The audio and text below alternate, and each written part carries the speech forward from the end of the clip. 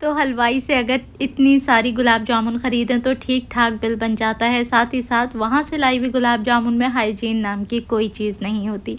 ईद का मौका आ रहा है और अपने प्यारों के आने जाने पे मुंह मीठा कराना तो बनता है। ऐसे में आज आपके साथ मैं शेयर करूँगी एकदम 100% ऑथेंटिक गुलाब जामुन की रेसिपी, जिसे आप घर में बिना किसी ख़तरे खौफ के बना सकते हैं।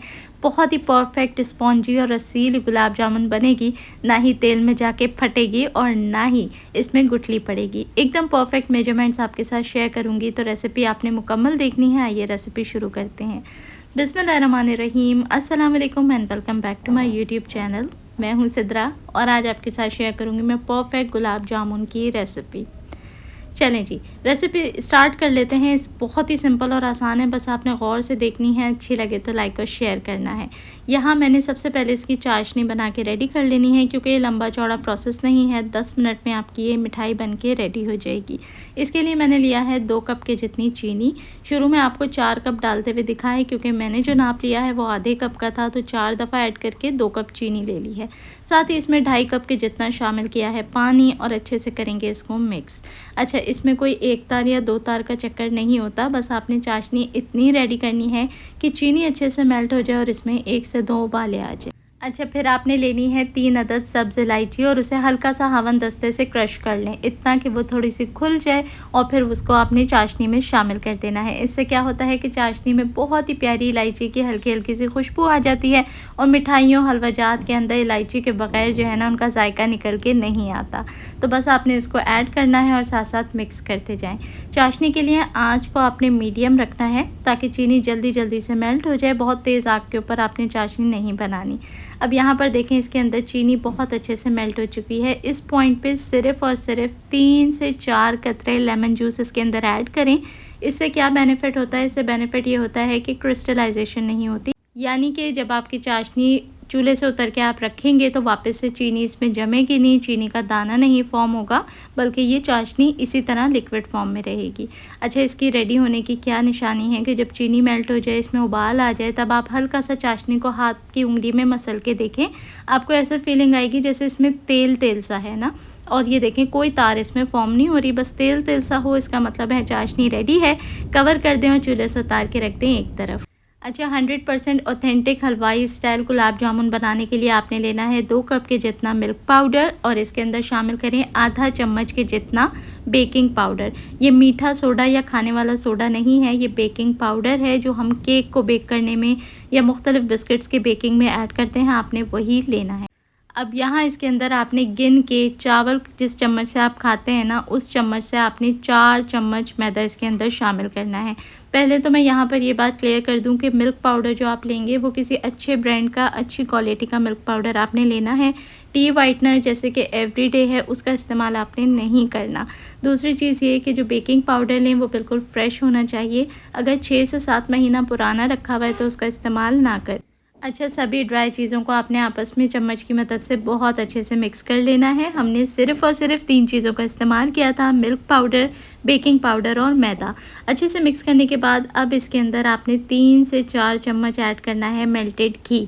यहाँ पर कुकिंग ऑयल आपने इसके अंदर शामिल नहीं करना। याद रखें कि मिठाइयों में, हलवाजात में हमेशा घी का इस्तेमाल किया करें, उसी से इसका जायका आता है।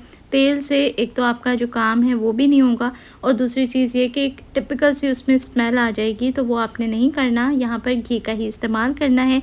घी लें, उसको मेल्ट करें और 3 से 4 चम्मच शामिल कर दें। अब हाथों की मदद से आपने घी के साथ इसे बहुत अच्छे तरीके से मसल लेना है। जिस तरीके से हम मैदे की डो बनाते हैं ना, और घी ऐड करते हैं जब, तो उसको हम अच्छे तरीके से उंगलियों की मदद से पूरे बैटर के अंदर मिक्स करते हैं। बस सेम फार्मूला यूज़ करते हुए आपने घी को इसके अंदर अच्छे से मिक्स करना है।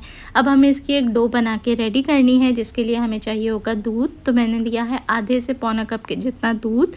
टोटल दूध जो इसकी गुंदाई में मुझे लगा था वो 3/4 कप था, और मैंने रूम टेम्परेचर उबला हुआ दूध का इस्तेमाल किया है। अच्छा, यहाँ पर ना आपने इसका बिल्कुल रोटियों वाला डो लगा के रेडी नहीं करना कि हमें इसके पेड़े बनाने और चपातियाँ बनानी हैं। आपने सिर्फ़ और सिर्फ उंगलियों की मदद से दूध ऐड करते जाना है और इसे अच्छे तरीके से मिक्स करते जाना है।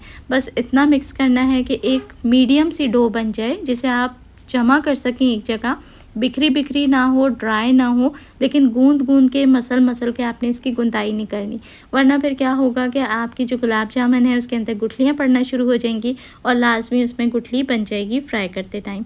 तो इस बात का आपने ध्यान रखना है कि थोड़ा थोड़ा करके दूध ऐड करते जाएं। मुझे जितनी क्वांटिटी दूध की लगी थी वो था जी 3/4 कप, और इससे कम या ज़्यादा अगर थोड़ी बहुत हो सकता है आपको लगे, लेकिन आपने बहुत ध्यान से थोड़ा थोड़ा करके इसको ऐड करना है। फाइनल कंसिस्टेंसी क्या होगी वो भी मैं आपके साथ शेयर करती हूँ।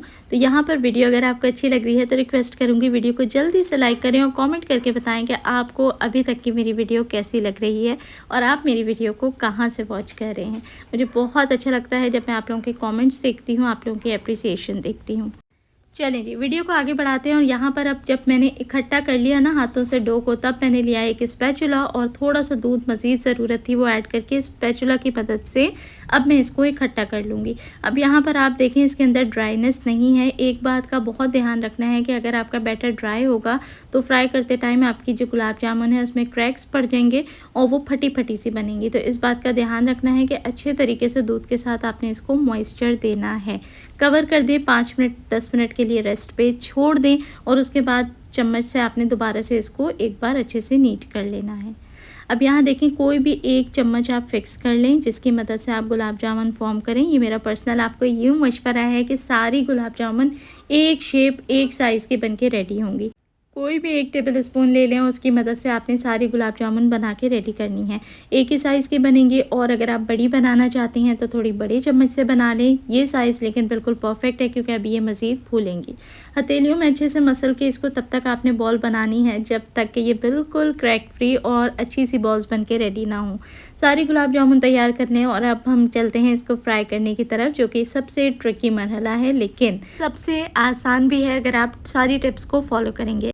अच्छा, तेल का जो टेम्परेचर है वो बिल्कुल लो मीडियम होना चाहिए। एक शुरू में छोटी सी टेस्टर बॉल डाल के चेक कर लें, उसके इर्द गिर्द हल्के फुल्के से बबल्स बने और थोड़ी देर में वो ऊपर की तरफ आ जाए। इसका मतलब है कि तेल का जो टेम्परेचर है वो बिल्कुल परफेक्ट है। तेज़ ऑयल के अंदर आपने नहीं ऐड करनी गुलाब जामुन, वरना इसके अंदर गुठली भी पड़ेगी, साथ ही साथ बाहर से ये कुक हो जाएगी लेकिन अंदर से कच्ची रह जाएगी। अच्छा, शुरू में मैंने थोड़ा सा ऑयल के अंदर जो है ना वो घी भी ऐड किया है। इससे बहुत बेहतरीन फ्राइंग होती है, चाहे आप फ्रेंच फ्राइज़ फ्राई करें या गुलाब जामुन बनाएं। अगर आपके पास घी है तो ज़रूर ऐड करके ट्राई करें मेरी टिप को, नहीं है तो खाली कुकिंग ऑयल के अंदर फ्राई करें। लेकिन इस बात का ध्यान रखें कि बिल्कुल लो मीडियम टेम्परेचर के अंदर आपने गुलाब जामुन को ऐड करना है।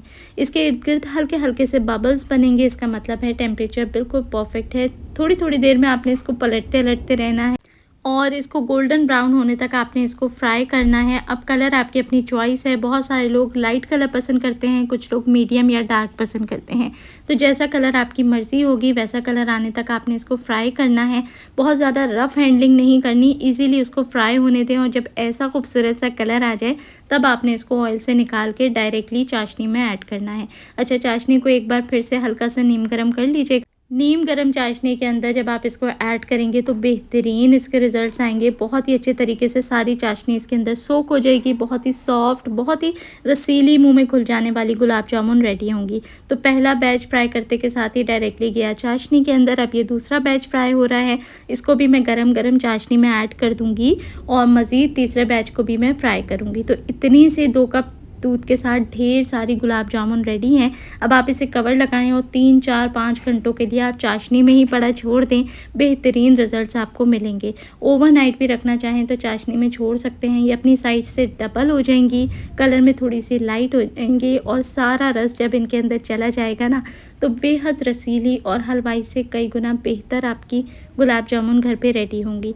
ये बहुत ही स्पेशल रेसिपी है जो बहुत ही खुलूस के साथ एक एक स्टेप को एहतियात के साथ बताते हुए मैंने आपके साथ शेयर की है, ताकि ईद के मौके पे आप इस रेसिपी को ट्राई करें और इंशाल्लाह आपको और आपके मेहमानों को बेहद पसंद आएगी। तो आपको ये रेसिपी कैसी लगी एक प्यारा सा कमेंट करके मुझे ज़रूर बताएं। अच्छी लगी हो तो वीडियो को लाइक लाजमी करें, फ्रेंड्स और फैमिली के साथ शेयर कर दिया करें। और जो लोग चैनल पर नए हैं तो आपने बिना सब्सक्राइब किए चैनल से नहीं जाना। अब ज़रा इसको काट के भी देख लेते हैं कि क्या बीच से कोई गुठली तो नहीं है। और जब भी आप इसे सर्व करें थोड़ा सा चाशनी या शीरा इसके ऊपर ज़रूर ऐड करें। मक्खन की तरह इसमें से जो है ना वो छुरी फिर गई थी और देखिए माशाल्लाह बहुत ही स्पॉन्जी बग़ैर किसी गुठली के बेहद लज़ीज़ मज़ेदार से गुलाब जामुन रेडी हुई हैं। तो मार्केटों में, बेकरियों पे हलवाइयों को इतने पैसे देने के बजाय घर पे खुद ट्राई करें। देखने वाले सभी लोगों का बेहद शुक्रिया।